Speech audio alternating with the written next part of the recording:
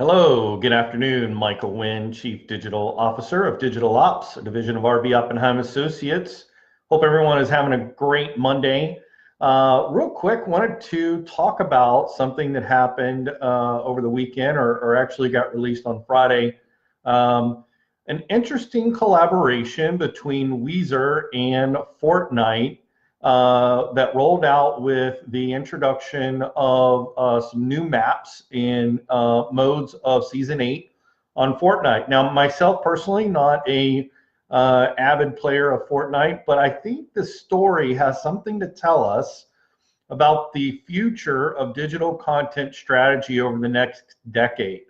So, excuse me, when we think about, let's look at some statistics. So 125 million Fortnite players in total, as reported in May of 2018, and 63% of iOS Fortnite players, meaning Apple, are aged 18 to 24, 23% aged 25 to 34, and then 46% of desktop Fortnite players aged 18 to 24, 30% aged 25 to 34. So we've got a very large group of 18 to 34-year-olds in the 125 million user area, number of users. So needless to say, the total global Fortnite playing time between May and June of 2018 was 2.7 billion hours. Guys, I think it's pretty evident that we like to play games online. But I think it also, I mean, there's so much to unpack here. The fact is, we know that in digital space, whether it's social or gaming, one of the things that it allows users to do is to explore their identity and to shape their identity. I've talked many times before on the podcast video about, you know, the four connection points as humans when we get online. What are these motivators, and what do we do? And we talked about those four things being, you know, we want to find we want to find like-minded people like ourselves. We want to grow relationships. We want to encourage others, and we tend to shape our identity based on the interactions and things that we do online.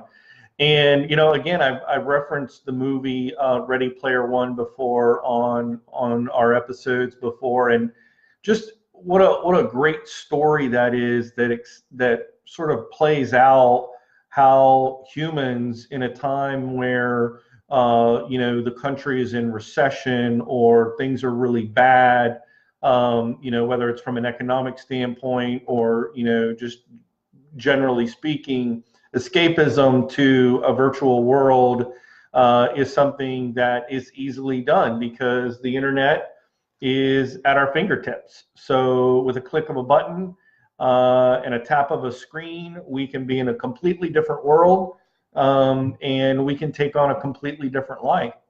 So I think for those of you who don't know, so basically what Weezer did was they collaborated on their 13th album and released 4 unreleased songs that played on a jukebox in a special island within Fortnite.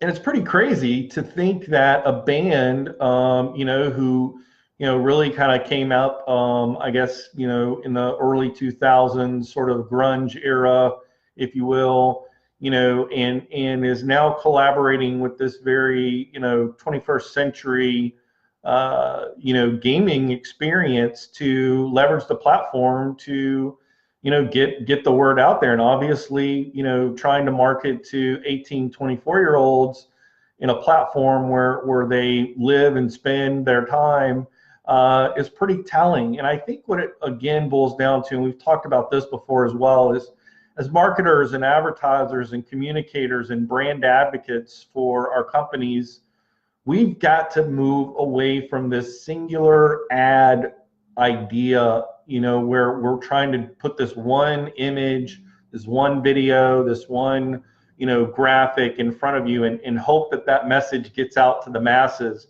rather than flipping that upside down and connecting and engaging with the masses so that they can push out and share those various marketing messages. So that works so much better when you're using the viral nature of social and the web to really leverage your reach. So again, I think this is a great sort of, I think what the future really holds is if we can move away from this idea of this singular image ad, coming from a TV commercial world and, full billboard print and full page newspaper ad, if we can move away from that singular thought of expression and distribution of information, content, and move towards a more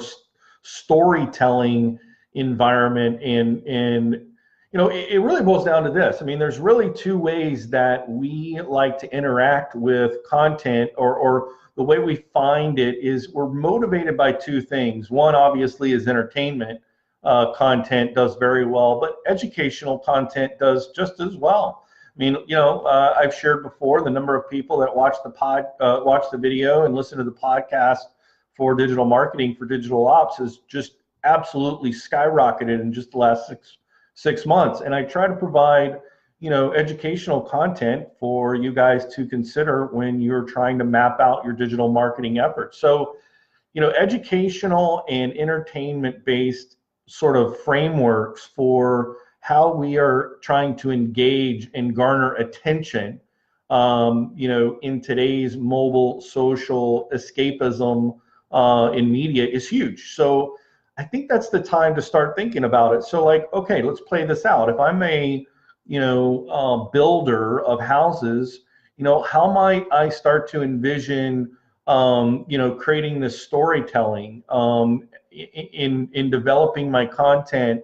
Maybe I do a documentary about a family and how they're deciding to, build their home. I mean, gosh, that idea is not really too far-fetched. I mean, look at Flip This House.